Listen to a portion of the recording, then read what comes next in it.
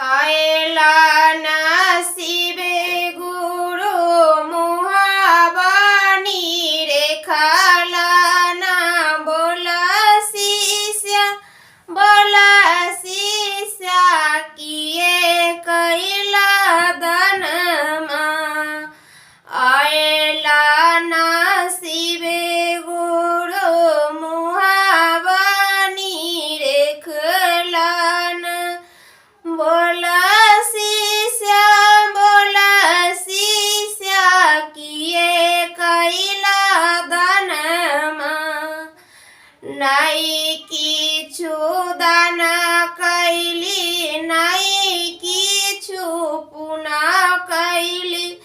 बड़ी जोर से लागल छै पियास शिव गुरुजी बड़ी जोर से लागल छै पियास शिव गुरुजी शिव गुरु मंदिरवा में गंगा जल पानिया की गंगा जल पानिया पिए बोले होत ताजा के पनिया पिबलू शिष्या रनिया पिए बोले होत ताजा के पनिया पिलू शिष्या रनिया जब शिष्या रनिया जल ग्रहण कैलन जब शिष्या रनिया जल ग्रहण कैलन सब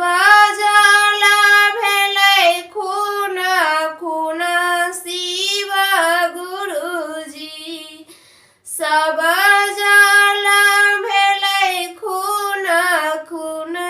शिव गुरुजी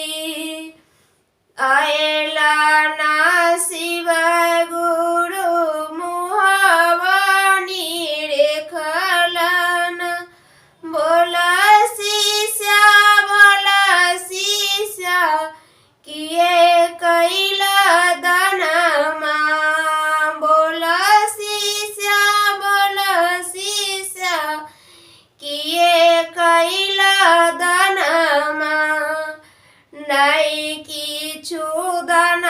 कैली नहीं किछु पुनः कैली बड़ी जोर से भूख हमरा लागल शिव गुरुजी बड़ी जोर से भूख हमरा लागल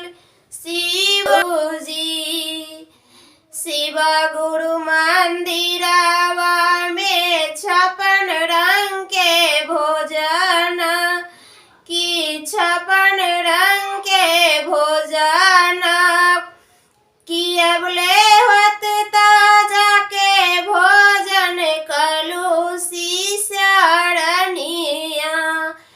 किए बोले होत ताजा के भोजन कलू शिष्या रनिया जबे शिष्या रनिया भोजन ग्रहण कैलन भोजन ग्रहण कैलन सबे भोजन भलै राख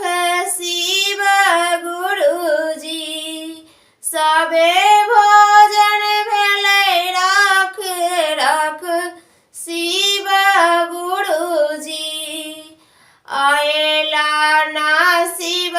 गुरु मुहाबानी रेखलन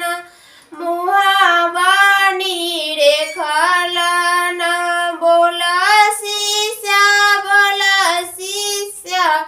किए कैला दानमा